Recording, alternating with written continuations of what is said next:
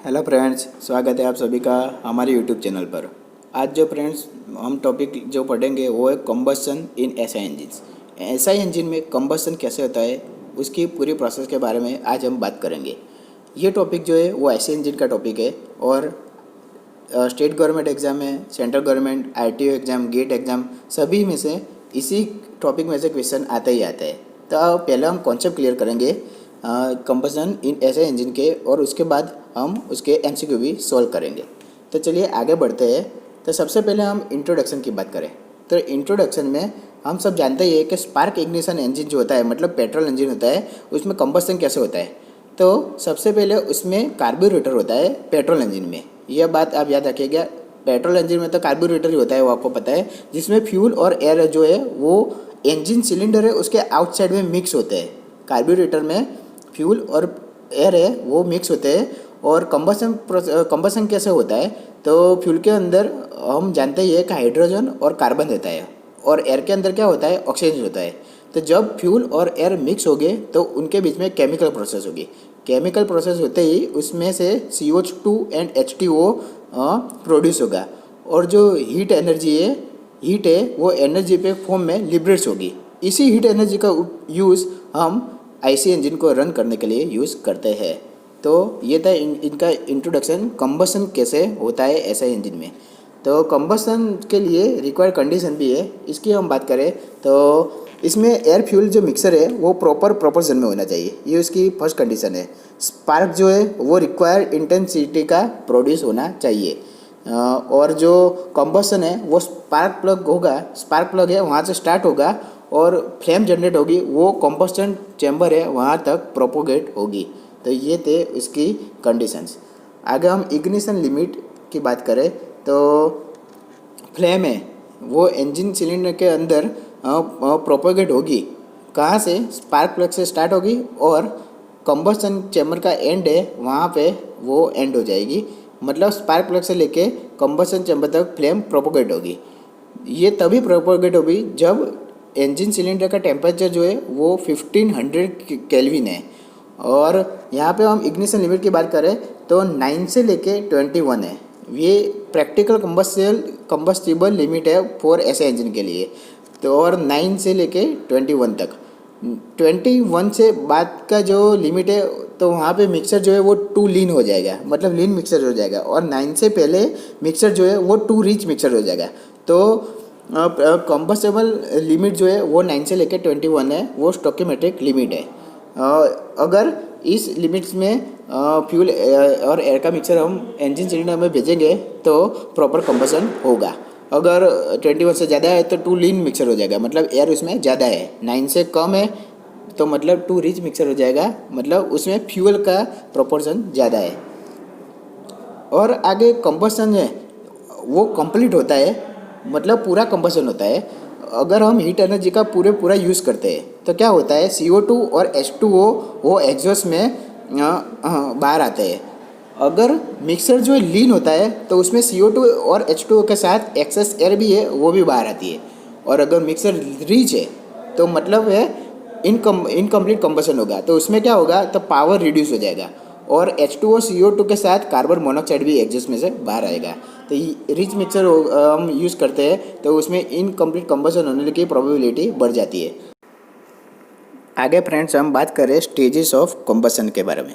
तो कंबस्शन जो है वो कितने स्टेज में कंप्लीट होता है उसके बारे में हम बात देखें तो सबसे पहले हम ये डायग्राम देख लेते हैं। ये सबसे पहला डायग्राम है वो है पीट heater diagram without combustion non firing. मतलब यहाँ से जब फ्यूल और एयर का मिक्सर जो है वो कंप्रेस होता है, कंप्रेशन होता है, उसके बाद यहाँ पे स्पार्क प्लग से स्पार्क जनरेट होता है। तो यहाँ पे स्पार्क नहीं जनरेट होगा क्योंकि विदाउट कंबस्शन है, नॉन फायरिंग प्रोसेस है। तो उसके बाद डायरेक्ट क्या हो जाएगा, डायरेक्ट एक्सपेंशन हो जाएगा। तो इसका जो मोटरिंग कर्व है वो ऐसा आएगा, सही है। उसके बाद हम बात करें थियोरेटिकल पीट हीटर डायग्राम विथ कंबस्शन। अगर कंबस्शन है कराए हम स्पार्क प्लग से हम स्पार्क जनरेट कराए तो इसका डायग्राम कैसा आएगा। तो सबसे पहले यहाँ से कंप्रेशन होगा, उसके बाद यहाँ से स्पार्क प्लग से हम स्पार्क कराते हैं तो फ्यूल और एयर का मिक्सर जो है वो बर्न होगा, कंबस्टन होगा और यहाँ पे मैक्सिमम प्रेशर और इसको हम बोलते हैं पीक प्रेशर जो है वो जनरेट होता है और उसके बाद वो एक्सपांड हो जाता है, एक्सपांशन प्रोसेस होती है। अगर हम एक्चुअल पीच हीटर डायग्राम की बात करें तो इसमें 3 फेज रहते हैं। सबसे पहले पॉइंट ए पे हम स्पार्क प्लग से स्पार्क कराए तो पॉइंट जो बी है वहाँ पे कंबशन स्टार्ट होता है। पॉइंट ए से स्पार्क होता है ए पे और बी पॉइंट पे कंबशन स्टार्ट होता है। ये दोनों के बीच का जो टाइम इंटरवल है उसको हम बोलते हैं इग्निशन लेग। क्या बोलते हैं? Ignition leg. ये फर्स्ट स्टेज है, स्पार्क प्लग से स्पार्क होते हैं तब से लेकर कंबशन स्टार्ट होता है, उसके बीच का जो टाइम इंटरवल है उसको हम बोलते हैं इग्निशन लेग। तो ये दोनों के बीच का टाइम इंटरवल क्यों रहता है? मतलब ये टाइम इंटरवल है वो बहुत ही कम रहता है। अगर मैं बोलूँ तो ये मिली सेकंड और माइक्रो सेकंड में होता है, लेकिन इसका जो इफ़ेक्ट है वो बहुत ही इसको हम नेगलेक्ट नहीं कर सकते। तो इसके लिए हम आगे देखेंगे कि उसके क्या इफ़ेक्ट रहते हैं। अगर आगे हम बात करें तो पॉइंट बी है, वहाँ से लेके पॉइंट बी है, वहाँ से लेके ये पॉइंट सी है, पॉइंट बी से लेके पॉइंट सी है, पॉइंट बी पे कंबशन स्टार्ट होता है और पॉइंट सी पे क्या होता है? पीक प्रेशर जो है जनरेट होता है।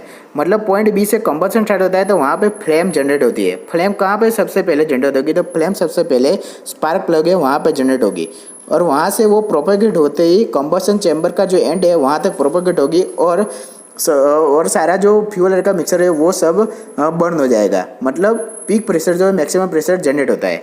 तो बी पॉइंट से लेके सी पॉइंट है, वहाँ से वहाँ के स्टेज को हम बोलते हैं फ्लेम प्रोपोगेशन। स्टेज 3 है उसको हम बोलते हैं आफ्टर बर्निंग। ये मतलब स्टेज 3 के बाद का जो है ये कर्व उसको हम बोलते हैं आफ्टर बर्निंग। मतलब क्या होता है, हम मान लेते हैं कि अब कंबशन वो वहाँ पे स्टॉप हो जाता है, लेकिन ऐसा नहीं होता है। उसके बाद भी मैक्सिमम प्रेशर जनरेट होता है, उसके बाद भी कंबशन थोड़ा थोड़ा चालू ही रहता है, क्योंकि कहीं भी अगर फ्यूल का मिक्सर है तो वो बर्न होता ही रहेगा। तो मतलब इस स्टेज को हम बोलते हैं आफ्टर बर्निंग। मतलब कि peak pressure maximum pressure generate होता है, उसके बाद भी कुछ फ्यूल और एयर के जो मिक्सर के मॉलिक्यूल्स है वो बर्न होते रहेंगे। मतलब कंबशन थोड़ा थोड़ा होता रहेगा। तो इसको हम बोलते हैं आफ्टर बर्निंग। तो सबसे ए से बी से तो सबसे पहले हम देख लेते हैं, आगे लिखा है कि सबसे पहला जो फेज है वो है इग्निशन लेग, दूसरा जो है वो है फ्लेम प्रोपोगेशन और तीसरा जो स्टेज है वो है आफ्टर बर्निंग। अगर हम देखें तो यहाँ पे देखिए आप, ये पॉइंट सी है वो कहाँ है? ये TDC है, उसके थोड़े से नज़दीक है। मतलब TDC के बाद जो है वो पीक प्रेशर जो है जनरेट होता है। कहाँ पे जनरेट होता है? TDC के बाद। मतलब पिस्टन टॉप डेड सेंटर तक पहुँचता है, उसके थोड़े टाइम बाद, बहुत ही थोड़े टाइम बाद पीक प्रेशर जनरेट होता है। तो ये बहुत ही परफेक्ट टाइम है, क्योंकि इस टाइम पे अगर मैक्सिमम प्रेशर जनरेट होगा तो उसी प्रेशर का और उसी एनर्जी का हम पूरा यूज़ कर सकेंगे। तभी पिस्टन टॉप डेड सेंटर से बॉटम डेड सेंटर तक इजीली मूव होगा।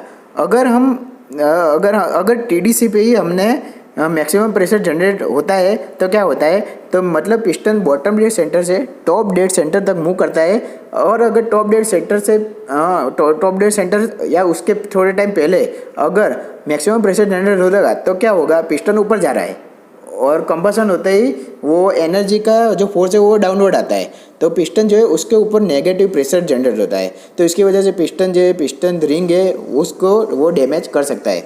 तो मतलब जो ये पीक प्रेशर जो है वो टॉप डेड सेंटर है उसके बाद ही जनरेट हो है, तो ही ये हमारे लिए परफेक्ट टाइम है।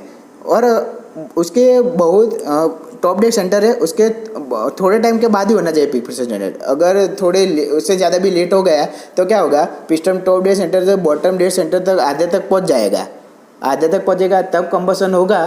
तो क्या होगा? उसी एनर्जी का हम पूरा यूटिलाइज नहीं कर सकेंगे।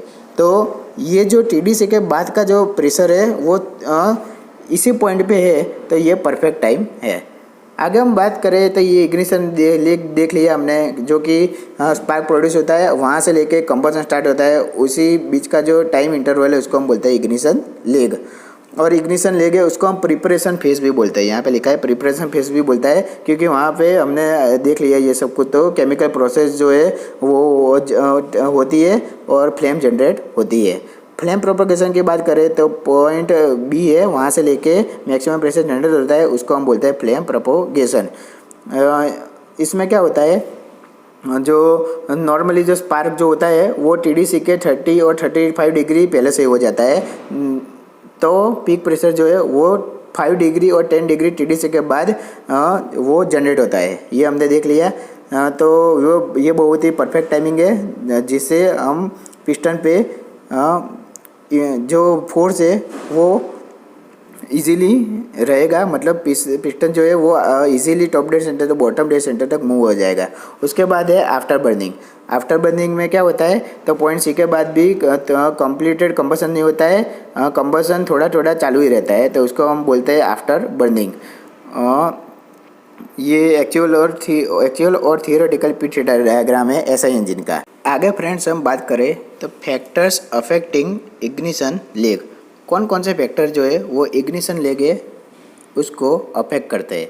तो इग्निशन लेग तो हमने देख लिया है कि स्पार्क प्रोड्यूस होता है, वहाँ से लेके कंबसन स्टार्ट होता है, उसके बीच का जो टाइम है उसको हम बोलते हैं इग्निशन लेग। सबसे पहला जो फैक्टर है वो है एयर फ्यूल रेशियो। अगर हम एयर फ्यूल रेशियो क्या होता है, तो एयर और फ्यूल का जो प्रोपोर्शन रहता है उसको हम बोलते हैं एयर फ्यूल रेशियो। मतलब एयर फ्यूल रेशियो में अगर फ्यूल का प्रोपोर्शन ज़्यादा है तो उसको हम रिच मिक्सर बोलेंगे, और एयर का प्रोपोर्शन ज़्यादा है तो उसको हम लीन मिक्सर बोलेंगे, और दोनों का एवरेज है तो उसको हम बोलेंगे स्टोकियोमेट्रिक एयर फ्यूल रेशियो। तो स्लाइटली रिच मिक्सर है, वहाँ पे हम मानते हैं कि मैक्सिमम पावर प्रोड्यूस होता है। अगर बहुत ही लीन मिक्सर है और बहुत ही रिच मिक्सर है तो मैक्सिमम पावर प्रोड्यूस नहीं होगा। और रिचर मिक्सर है, स्लाइटली रिचर मिक्सर है, तो वहाँ पे मैक्सिमम पावर प्रोड्यूस होगा। तो उससे क्या होता है, तो जो इग्निशन लेग है वो स्लाइटली रिचर मिक्सर पे उसका टाइमिंग जो है वो कम हो जाता है। फ्यूल और एयर है वो इजीली बर्न होते हैं, मतलब कंबसन प्रोसेस जल्दी स्टार्ट हो जाती है। तो इग्निशन लेग का जो टाइम है वो इजीली कम हो जाएगा। कब कम होगा, स्लाइटली रिचर मिक्सर पे, ये आप याद रखिएगा। स्लाइटली रिचर मिक्सर होगा तो ही ये इग्निशन लेग का टाइम है वो कम रहेगा। अगर लीन मिक्सर है और ओवर रिच मिक्सर है, बहुत ही ज़्यादा रिच मिक्सर है, तो वहाँ पे इग्निशन लेग है उसका टाइम है वो बढ़ जाएगा। यहाँ पे हम देखते हैं तो देखिए ये डायग्राम से पता चलता है कि जैसे जैसे जैसे जैसे रिच मिक्सर हम यूज़ करते हैं तो इग्निशन लेग का टाइम है वो कम होता जा रहा है। अगर हम बहुत ही ज़्यादा रिच मिक्सर यूज़ करते हैं तो देखिए यहाँ से लेके यहाँ तक ये जो है ओवर रिच मिक्सर का यूज़ करते हैं तो इग्निशन लेग का टाइम जो है वो बढ़ जाता है। दूसरा जो फैक्टर है वो है फ्यूल। फ्यूल जो है वो कैसे अफेक्ट करता है इग्निशन लेग के, तो फ्यूल में भी अलग अलग प्रकार टाइप के फ्यूल आते हैं, उसकी प्रॉपर्टीज़ भी अलग अलग होती है, केमिकल कंपोजिट्स भी अलग अलग होते हैं। जैसे कि पेट्रोल है, डीजल है, यहाँ पे तो हम पेट्रोल यूज़ करते हैं क्योंकि ऐसा इंजन की हम बात कर रहे हैं। तो अगर फ्यूल का सेल्फ इग्निशन टेम्परेचर है वो हाई रहेगा तो इग्निशन लेग का जो पीरियड है वो भी लॉन्गर रहेगा। क्यों लॉन्गर रहेगा, क्योंकि सेल्फ इग्निशन टेम्परेचर जो है वो फ्यूल का हाई है तो वो जल्दी बर्न नहीं होगा, मतलब कंबसन प्रोसेस जल्दी स्टार्ट नहीं होगी। तो ऑब्वियसली हम मान के चले तो इग्निशन लेग का पीरियड जो है वो लॉन्गर रहेगा। तीसरा जो फैक्टर है वो initial temperature and pressure. Chemical reaction between fuel and air. Fuel and air के बीच में जो केमिकल रिएक्शन होता है उसमें टेम्परेचर और प्रेशर है वो बहुत ही इम्पोर्टेंट रोल प्ले करते हैं। अगर टेम्परेचर एंड प्रेशर इंक्रीजेज होता है तो उससे क्या होता है, तो फ्यूल और एयर का मिक्सचर है वो जल्दी ही इजीली बर्न होता है, तो कंबसन प्रोसेस जल्दी स्टार्ट होती है। तो उससे क्या होगा, इग्निशन लेग होगा उसका टाइमिंग जो है वो कम हो जाएगा, उसके बीच का जो टाइम है वो कम हो जाएगा। मतलब इनिशियल टेम्परेचर और प्रेशर को हम इंक्रीज करें तो इग्निशन लेग है उसका टाइमिंग जो है वो कम हो जाएगा। तो ये टेम्परेचर और प्रेशर को हम इंक्रीज कैसे कर सकते हैं, तो इसके लिए हम सुपर चार्जिंग है, कंप्रेशन रेशियो है और स्पार्क टाइमिंग है उसको रिटार्ड करके भी हम टेम्परेचर और प्रेशर है उसको इंक्रीज कर सकते हैं। आगे है इलेक्ट्रोड गैप। इलेक्ट्रोड गैप क्या है, तो स्पार्क प्लग में हम जानते ही है कि पॉजिटिव और नेगेटिव इलेक्ट्रोड है, उन दोनों के बीच का जो डिस्टेंस है उसको हम बोलते हैं इलेक्ट्रोड गैप। अगर ये इलेक्ट्रोड गैप है, अगर हम डायग्राम से देखें तो ये जो इलेक्ट्रोड गैप यहाँ पे देखिए कम रहेगी तो कंप्रेशन रेशियो उसके लिए ज़्यादा रखना पड़ेगा, और अगर इलेक्ट्रोड गैप ज़्यादा है तो कंप्रेशन रेशियो उसके लिए कम रखना पड़ेगा। तो यहाँ पे क्या है, जो लोअर कंप्रेसर रेशियो है उसके लिए इलेक्ट्रोड गैप है वो ज़्यादा रखनी चाहिए, और ज़्यादा इलेक्ट्रोड गैप है तो उसके लिए कंप्रेशन रेशियो है वो कम रहता है। और इलेक्ट्रोड गैप जो है वो मिक्सर के स्ट्रेंथ है उसके प्रोपोर्शन रहती है, मतलब इलेक्ट्रोड गैप इंक्रीज हुई तो मिक्सर का स्ट्रेंथ है वो भी इंक्रीज रहता है। पांचवा जो फैक्टर है वो है टर्बुलेंस। टर्बुलेंस क्या है? तो टर्बुलेंस है वो है irregular motion of charge inside the combustion chamber, मतलब जो चार्ज है उसकी इरेगुलर मोशन है कंबशन चैम्बर के इनसाइड, उसको हम टर्बुलेंस बोलते हैं। टर्बुलेंस मतलब हम पानी है, मतलब कोई नदी में जो स्टेडी वाटर रहता है उसमें अगर हम पत्थर डालें तो वो क्या होता है, उसमें टर्बुलेंस आ जाती है। तो यहीं पे भी ऐसा ही होता है, मतलब कंबशन चैम्बर है उसके अंदर जो एयर फिल का मिक्सर है वो टर्बुलेंस के साथ वो उसमें उसकी इरेगुलर मोशन हो तो उसको हम टर्बुलेंस बोलते हैं। तो टर्बुलेंस क्या है? जो इग्निशन लेगे उसको ज़्यादा अफेक्ट नहीं करता है, मतलब टर्बुलेंस है वो इंजन स्पीड है उसके प्रोपोर्शनल रहता है। टर्बुलेंस इंजन स्पीड के प्रोपोर्शनल रहती है तो वो क्या होती है, इग्निशन लेगे उसको ज़्यादा अफेक्ट नहीं करता है। तो उसमें क्या है कि हम angle of advance for spark timing है उसको इंक्रीज कर देते हैं। जैसे ही स्पीड हमें को इंक्रीज करनी हो तो हम angle of advance of spark है उसको इंक्रीज कर देते हैं, और अगर स्पीड को हमें डिक्रीज कम करनी हो डिक्रीज करनी हो तो एंगल ऑफ स्पार्क का जो एंगल है उसको हम रिटार्ड कर देते हैं। स्पार्क का टाइमिंग स्पार्क का जो एंगल है उसको हम रिटार्ड कर देते हैं अगर हमको इंजन की स्पीड जो है वो डिक्रीज करनी हो तो इसी तरह इग्निशन लेग जो है उसको हम कांस्टेंट मेंटेन रखते हैं। तो इग्निशन लेगे उसको टर्बुलेंस ही है वो ज़्यादा अफेक्ट नहीं करती है। आगे हम बात करें factors affecting the flame propagation. Flame propagation है उसको कौन कौन से फैक्टर जो है वो अफेक्ट करते हैं। तो इसमें भी सबसे पहले एयर फ्यूल रेशियो है। तो इसमें भी अगर रिच मिक्सर है तो इजीली फ्यूल और एयर बर्न हो सकता है, तो उससे क्या होगा, फ्लेम है वो इजीली प्रोपोगेट हो सकती है।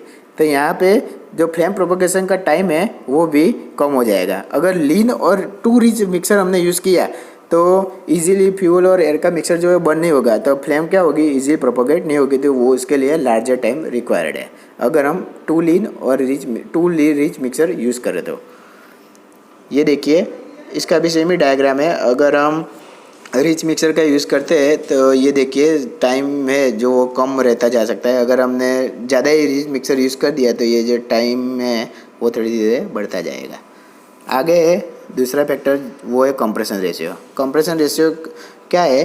तो कंप्रेशन रेशियो हम अगर इंक्रीज़ करें तो वो तो हम जानते ही है कि प्रेशर और टेम्परेचर है वो भी ऑटोमेटिकली इंक्रीज़ रहता है। अगर प्रेशर और टेम्परेचर इंक्रीज़ रहेगा तो फ्लेम इजीली प्रोपोगेट होगी, मतलब कि फ्यूल और एयर का मिक्सर जो है वो इजीली कंबशन हो जाएगा और फ्लेम इजीली जनरेट हो जाएगी और वो आगे भी इजीली प्रोपोगेट होगी, तो उसका जो टाइम है वो बहुत ही कम रहेगा। आगे थर्ड फैक्टर जो है तो कंप्रेशन रेशियो है उसको हम इंक्रीज़ करेंगे तो फ्लेम प्रोपोगेशन का जो टाइम है वो डिक्रीज रहेगा और फ्लेम इजीली प्रोपोगेट होएगी।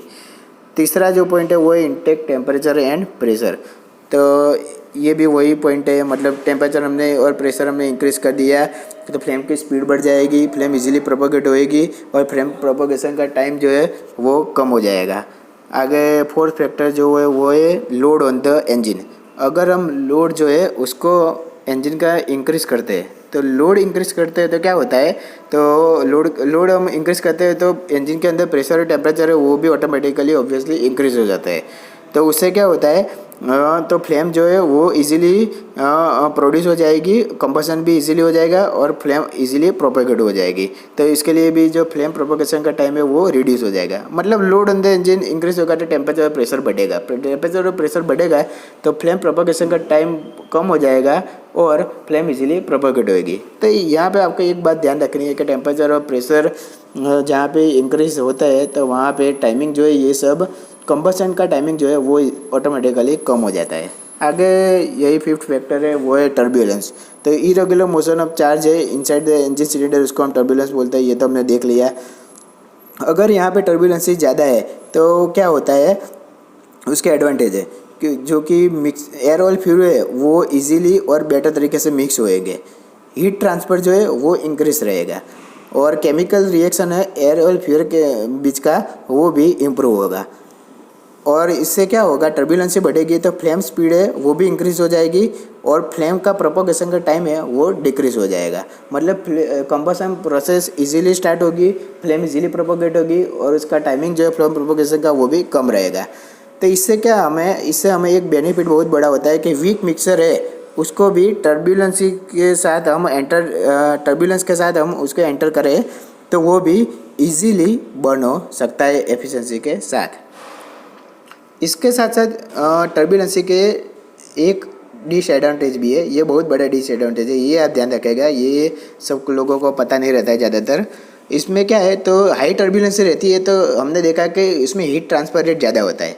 हाई टर्बुलेंसी होगी तो हीट ट्रांसफर रेट ज़्यादा होगा। क्यों ज़्यादा होगा? क्योंकि हमने हीट ट्रांसफर में हम कन्वेक्शन में देखते हैं कि जहाँ पे भी स्पीड जहाँ पे भी ज़्यादा रहेगी, जैसे हम देखते हैं कि वहाँ पे एयर की जो स्पीड ज़्यादा रहती है तो वहाँ पे वो कूलिंग होना स्टार्ट हो जाता है जल्दी, मतलब कन्वेक्शन से ट्रांसफर होना ऑटोमेटिकली स्टार्ट हो जाता है। तो यहाँ भी ऐसा ही होगा, हाई टर्बुलेंस होगा तो हीट ट्रांसफ़र जो है वो भी ज़्यादा रहेगा। तो उससे क्या होगा, वो जो फ्लेम है उसको कूल करने का ट्राई करेगी, फ्लेम को कूल करने का ट्राई करेगी तो वो क्या होगी, उसकी वेलोसिटी है वो रिड्यूस हो जाएगी और फ्लेम जो है वो एक्सटिंग्विश भी हो सकती है, मतलब जो फ्लेम है वो पूरी बर्न होते बंद भी हो सकती है। तो ये बहुत ही बड़ा डिसएडवांटेज है ये टर्बुलेंसी का, अगर हम इंजन में देखें तो।